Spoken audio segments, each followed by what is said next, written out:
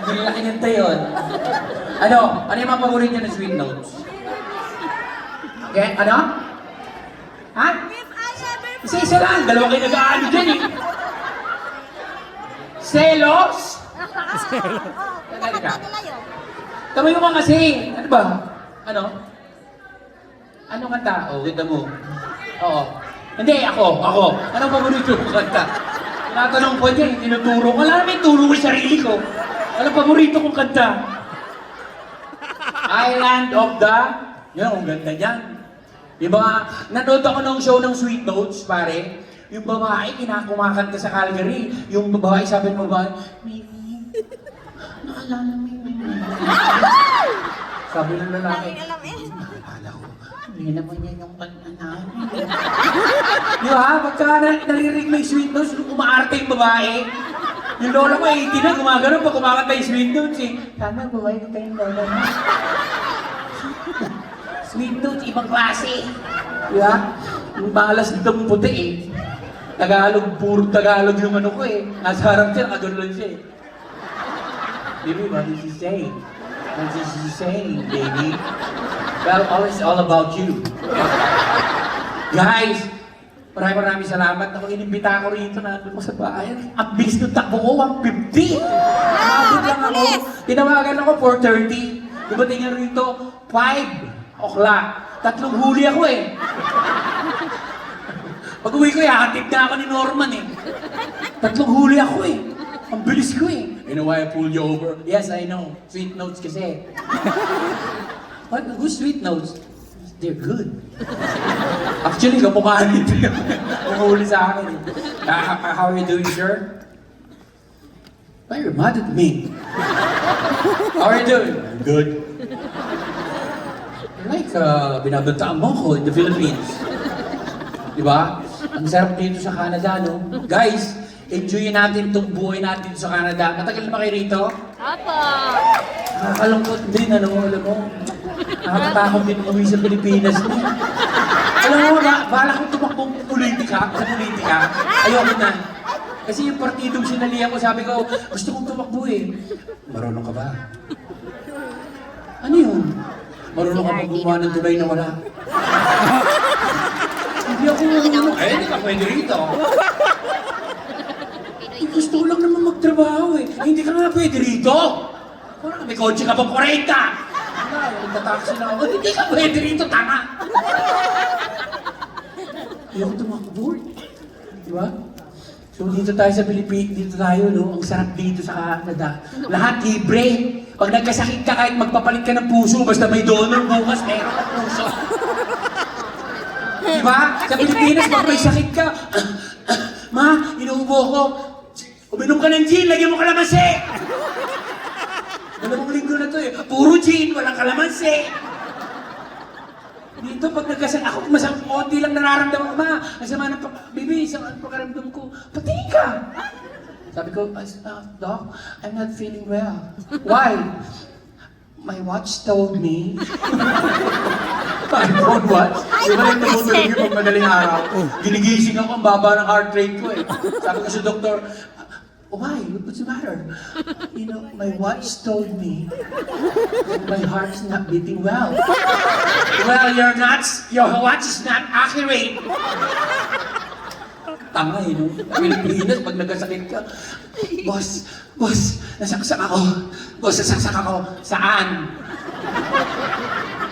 Dun, boss. Sino? Sa gwardiya pa lang, patay ka na eh. Boss, pwede mo nang pumasok muna ako. Kasi boss, mamamatay na ako eh. Hindi pwede. SOP to eh. Ilan sumaksak sa'yo? Patay eh. Diba? Nakakatawa pero nakakalungkot. Diba? So if you go into the Philippines, you are very well now. Don't get sick there. Bus yan. Pagbalik mo rin, ganyan ka na. Kuya Jobert's right. Oh, meron sayaw. Ito, matagal na kayo? Matagal na kayo? Hindi sumasagot. Bulag siguro yung babae. Kaya kayo? Ang ganda ng babae. Bulag pala eh. Tagal na kayo? Baby. Hindi ako eh, nasawa nyo. Tagal na kayo? Ilan taon ka na? Yeah, no, me. Para tanga yung mga taga-rated, no? Ang paborito mong tanong ng sweet nose, ako? Ilan taon ka na? Ako? Kaya ako nga kayo tinatanong eh. Oh my! How old are me? Ilan taon ka na? 43 ka na? Bata, no? Boss, ayoko tang tanong eh, baka sumalo mo ah. Bagay kayo. Guys, ang sarap, Canadian na nga pala ako. Yes, I just turned Canadian. Hirap na nga ako mag-Tagalog eh. Kanina nandun ako yung sweet notes, pinractice nila ako eh. Sabi sa Kuya Jobert, say, kamusta? Sabi ko, kamusta? Bilis ko lang matuto eh. Canadian na ako guys. Sarap. Nung nagano ako, nag-o-taking ako, pinakanta ako nung Amerikana ako, talagang sarap no? Hindi ko kabisado yung national anthem. Natakot din ako eh.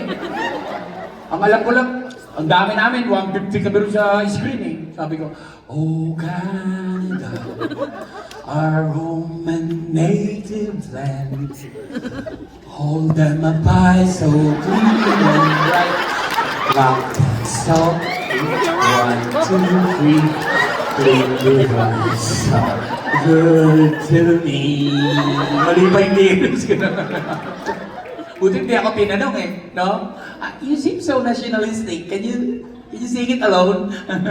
My mom died. Panghirap din mag-English ha. Huwag niyo sabihin lahat na nandito ngayon magagaling mag-English. Ha?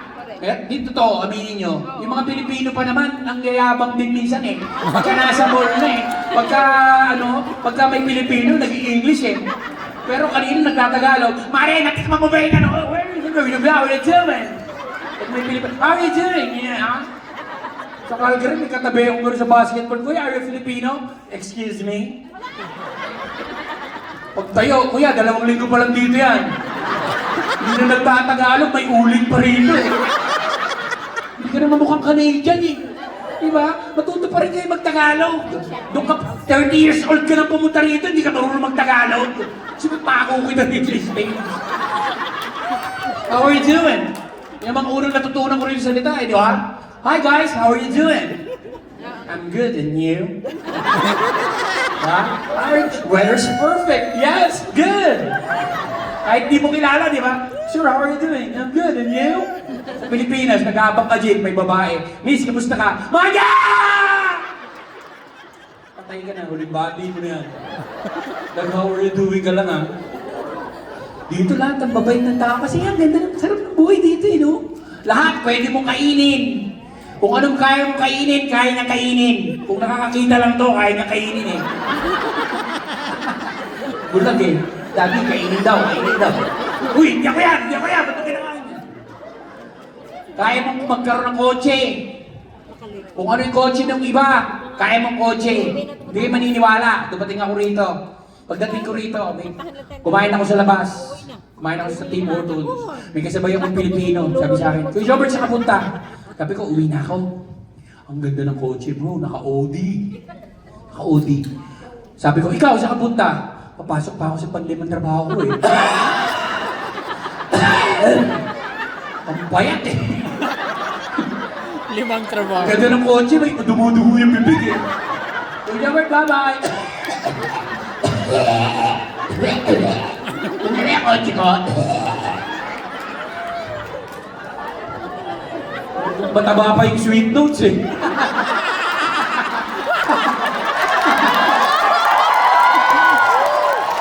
Mahal na mahal kayo mga yan, tol. Hindi mo, nakita mo ang taas ng boses, wala namang lalagyan ng hangin.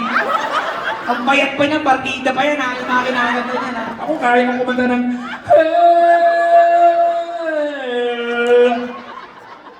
siya, wala nang hangin, bumibirik pa eh. Speaking of singing, kakantahan ko yan ng isa sa uwi na ako. Oo, sige. Gusto niyo ba akong kumanta? Oo. Okay, para sa inyo to. Dahil ang susunod sa akin, sweet notes, kailangan galingan mo to. Yes? Ay, wala pa lang ringtone. Palakpakan mo. Ayos. Sabi nito, ang pangit niya. Ba't niya pinakanta niya? Ang pangit niya. Just mental.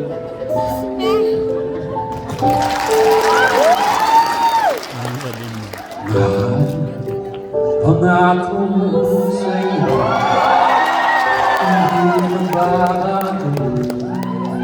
Ikaw lang ang tititigan ko.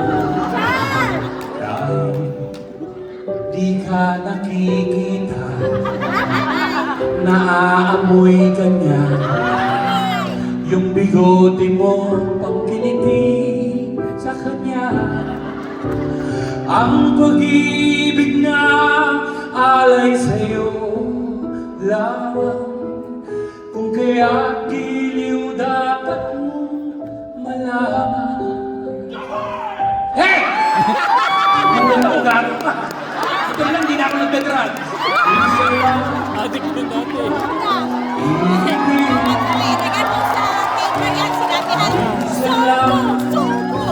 Muntik na tumalon yan eh. Sumalo na sugo yun eh. Ang Kasi ano na nga po eh. pagmamahal sa'yo Punta doon sa tuktok ng sugo. wala Nakatalon na yan. Sugo. Nakamatay yan. dahil lang Ay, minsan nagkaroon na mapagin. Pero ngayon nagbago siya.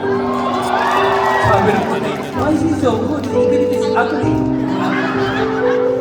That's us. Ang susunod doon, sa buhay ko, ang isang katulad mo, ako rin ba'y iniibig mo? Puso'y sumasabi, Kaya mag-iinom mo. ito ang laman ng dalangin ko. Ang pag-ibig na alay sa'yo lamang. Kung kaya giliw, dapat mong malaman. Oh, minsan lang kita ibigin. Minsan lang kita mamahalin. Eh, gusto mahulog ako rito. Ang pagmamahal sa'yo'y wala hangganan. Dahil lang minsan ay mapagkailan.